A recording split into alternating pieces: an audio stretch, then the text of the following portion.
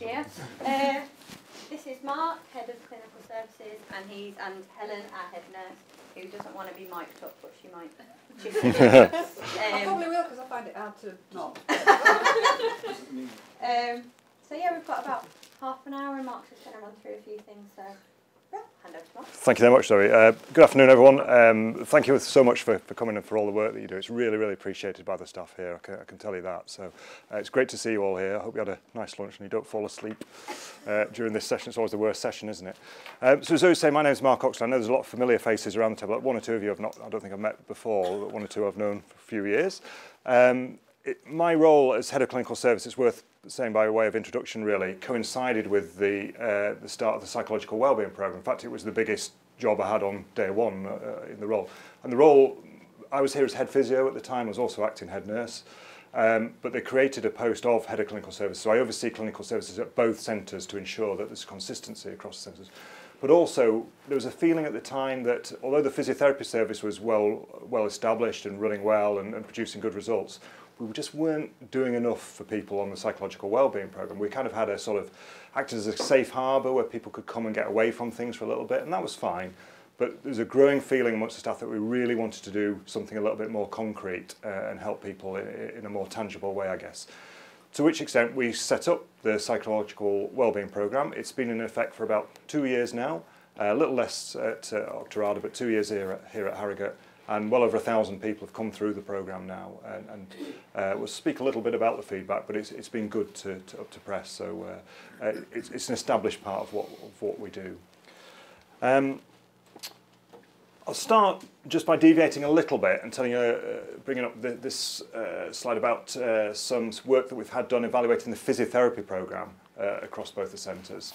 Hopefully you see the relevance in a moment, but in 2016 and 2017 we ran a couple of big studies, large-scale studies. The first one was done by Robert Gordon University that looked at 6 months' worth of every patient who came for physiotherapy at either centre was asked to carry out some outcome measures during their stay here.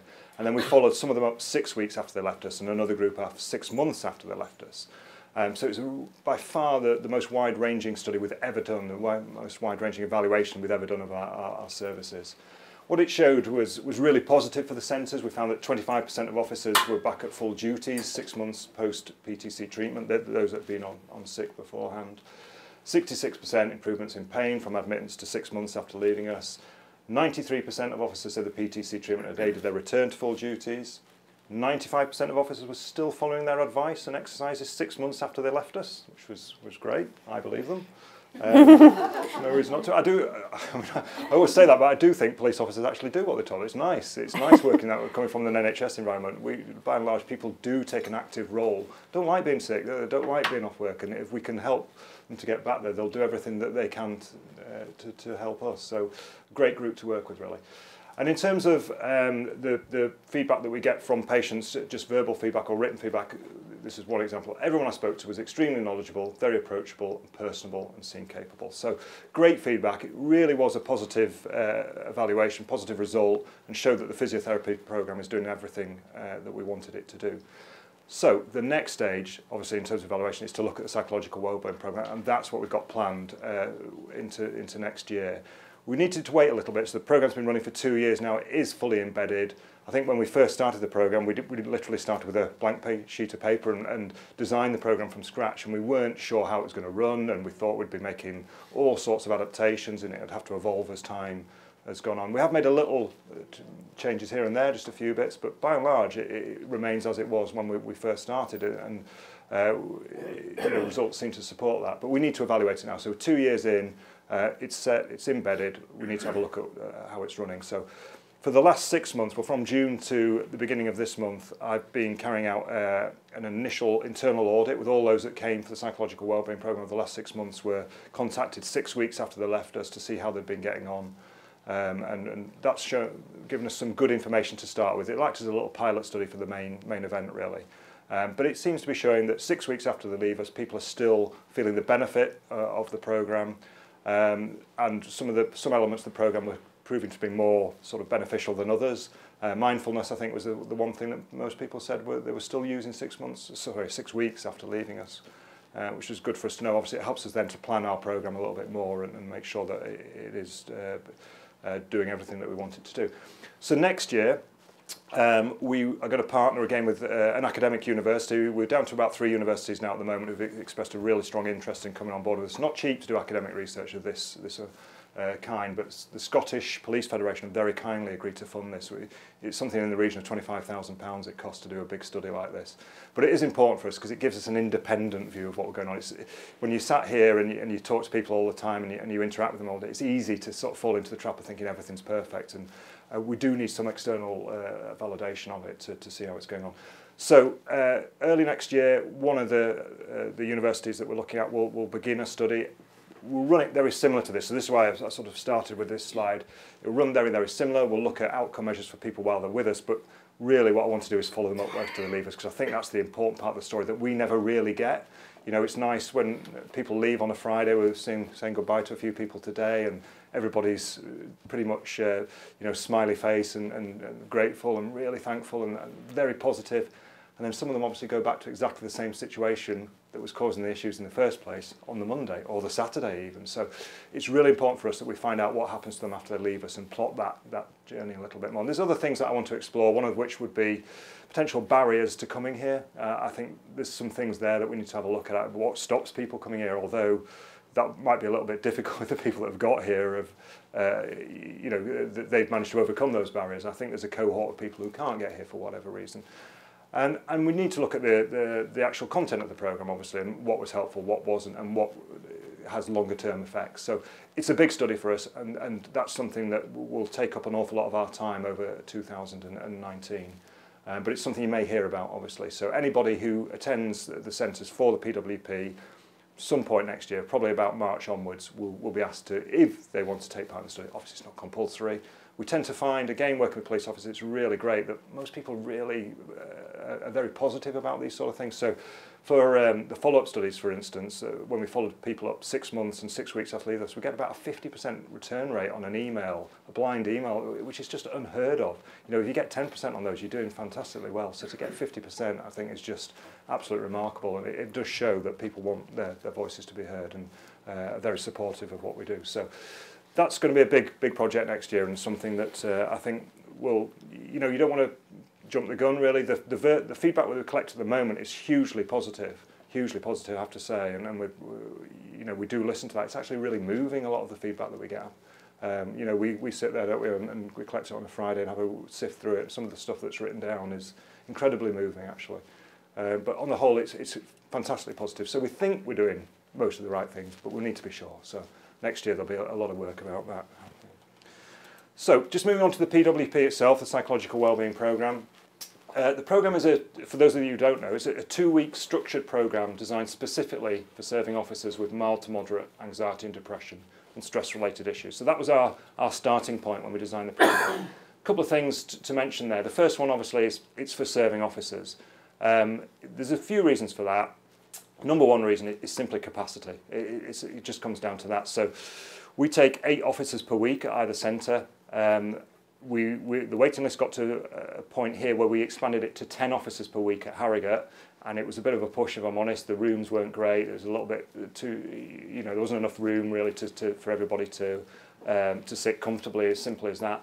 Also, something happens when you go above 8. It seems to be a magic number for group dynamics, and there's some quite good evidence when you look into this. It's quite interesting, but anything above 8, little subgroups seem to form, and you don't get the mutual support. And we found that was one of the big unexpected strengths of the programme, was the mutual support of a group. A lot of the groups form WhatsApp groups after they leave us and so forth, and they keep on carrying, and a few people have met up afterwards as groups as well. So that support is something that's vital to the success of the programme. And if you go above 8, it just doesn't work the same. It's incredible how different it is when we have 10 here. So we, as clinicians, we're very keen to get that number down to 8. But to run at 8 per week, so at either centre, doing the maths, it works out about 8 to 900 people a year. And we can fill that with serving officers quite comfortably, unfortunately. So there isn't any room is the number one reason for serving officers. The other thing is, it is a 2-week programme. It progresses over that 2-week. We think it's very much necessary to have the 2-week. It wouldn't work even half as well over a 1-week programme. People don't have the time to sort of start to integrate some of the changes that we're talking about.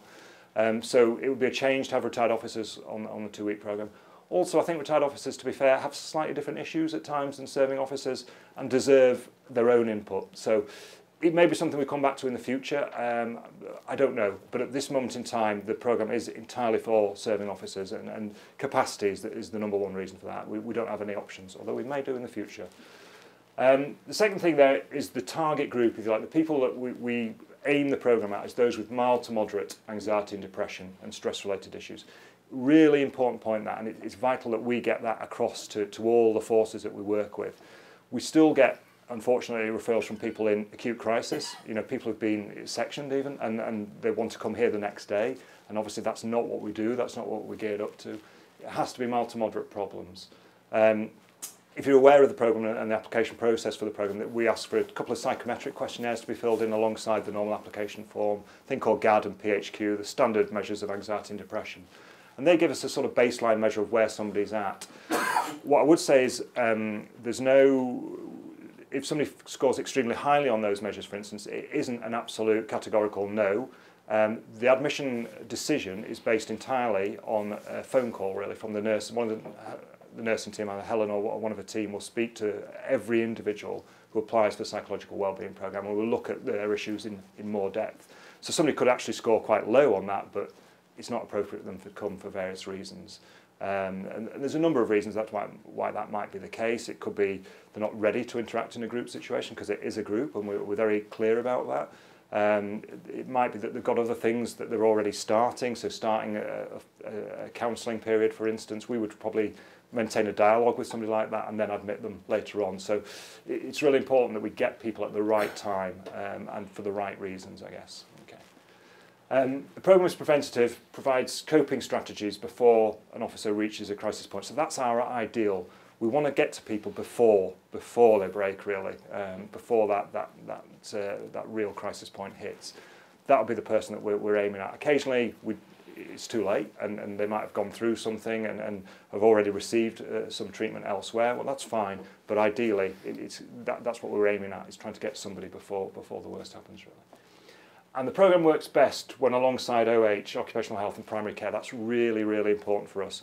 I mean, that's something we find week in, week out. If we can work with occupational health departments, it's fine. In summary, I think the programme works best when it's as well as, instead of, and not an instead of, if that makes sense. So we want to be part of the solution, but we're not the full solution. We can't be in a 2-week period. We can't be all things to everybody. And to try and do that, I think, would fall between a lot of stools and fail everyone. So it works best when we work alongside occupational health. We're constantly trying to build up relationships with occupational health. But as you know, we take from 23 different forces, probably 23 different ways of working out there. It varies from fantastic support with great in-house force-employed counsellors who understand the environment and they work very well, to others that just have nothing. I mean, it is quite sad when we talk to some people from different forces. So you'll know what goes on in your own force, hopefully. But if we can liaise with occupational health and existing services, it makes such a difference, and then we can ensure somebody's got a good pathway of care to go back to after they leave us. Is that right? Is that all making sense? Quite. Okay. This is what the programme itself looks like. We'll probably get some copies of this, could we? They've got it. They've got it in there. Fantastic. Should have known better. So, things to point out, and this is the Harrogate programme, by the way, so there's slight differences at Octorada, just due to the skill mix of the different clinicians that deliver the courses. So one or two of the classes, for instance, might be just slightly different titles, but 95% of it is the same at both centres. So things to note, really. On the Monday, we have a welcome meeting, so everybody arrives. We ask everybody to arrive in the morning. That's quite important for the psychological programme, that they're here by lunchtime, have a lunch. And at 2 o'clock, they have a welcome meeting up in the flat upstairs with Helen. Quite an interesting meeting at times. I think a few frightened faces now and again. It would be fair to say sort of 8 to 10 people really quite nervous and anxious about being there and being in a group, and I think it is a massive thing for them to admit that they've got an issue or they need help in the first place, and then the next hurdle is actually walking through the door. So you can imagine all that, and then coming at 2 o'clock, sat with another 7 or 8 people that they don't know, is quite daunting. So it's really nice, I think, for me to see how quickly that changes. faces on a Monday to even the Tuesday and the Wednesday, but certainly by that last Friday. It's amazing how different the people are. But I think, I always say to them on a Monday morning when they first come in, Monday is the hardest day. But hopefully, by the time they've had a session at 2 o'clock, things start to make sense. They get the programme, they find out what they're going to be doing. They've sort of sussed out who everybody, if they know anybody or they don't know anybody. And hopefully, I say it's downhill from there, but in the nicest possible way. Thank you.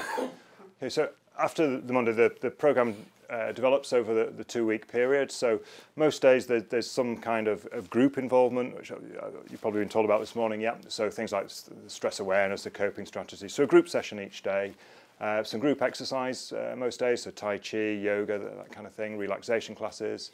The walk's very popular on a Friday, so we usually head out to Valley Gardens here, similar route up in Octorada, and it's a chance for people just to exercise as a group, but also to have a good talk, and there's a lot of, again, that group dynamic and group support comes into to play at that stage. I would say we try and encourage people to stay the middle weekend if you're here for the psychological wellbeing program. We find that's a very positive experience for most people. I understand that for some that's not possible, whether it's childcare issues, family issues, whatever it might be. But if possible, people can stay the weekend. I think it adds something to the programme. It gives people a little bit of time to themselves, a little bit of time to perhaps try some of the coping strategies and just to unwind and relax, and it helps that process hugely. So if somebody's coming for the psychological wellbeing programme, I'd always encourage them to try and stay the middle weekend if at all possible. Second week continues in a similar vein to the first with the group workshops and also the exercise classes. What I should say that's not up there is the individual sessions that each person on the programme receives as well. So woven into that has to be the counselling sessions, usually about up to 3.5 sessions on average per person per week, so 2 to 4 sessions, over the 2-week period. Complementary therapy sessions as well. So you can see already it's a busy programme. And there's a lot of strengths in that. It keeps people occupied for one, and it's focused and it's progressive. But the one issue we sometimes find, if somebody wants to come for physio and psychological wellbeing at the same time, I don't think they can underestimate how much time that would actually involve. And I don't think it works, if I'm honest. We would hugely try and dissuade somebody from trying to address both problems at the same time. That usually comes down to an honest phone call from yourself and an honest conversation, I should say, about what is the priority at this moment in time. Concentrate on one. We can get you back for the other, and that might take up a lot of that officer's time, for instance, but it's worth doing, I would say, to try and split those sessions.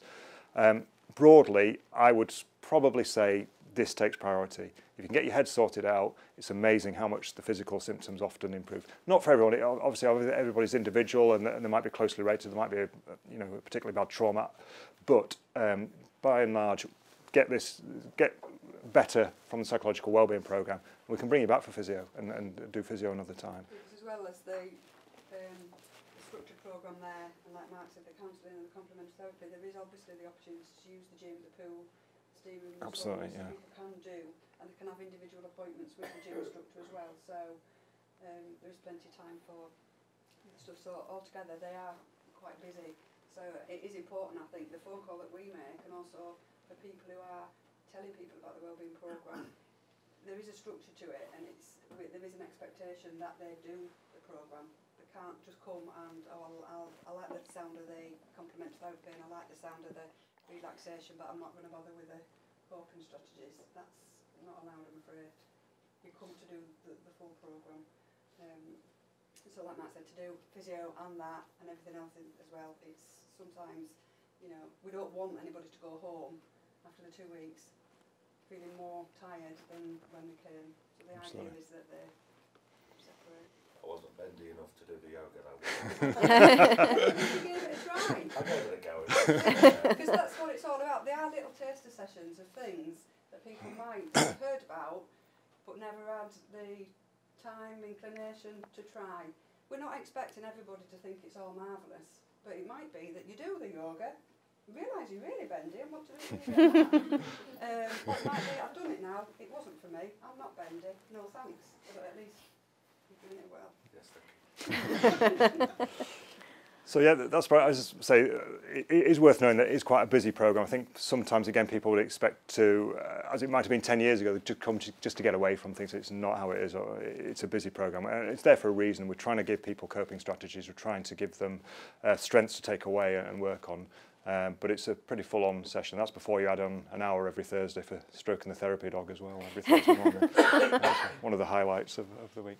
So, as I say, at the moment, the feedback we get is really positive, and we hope that will be replicated in the external and independent studies that we have on. The exciting news going forward is this.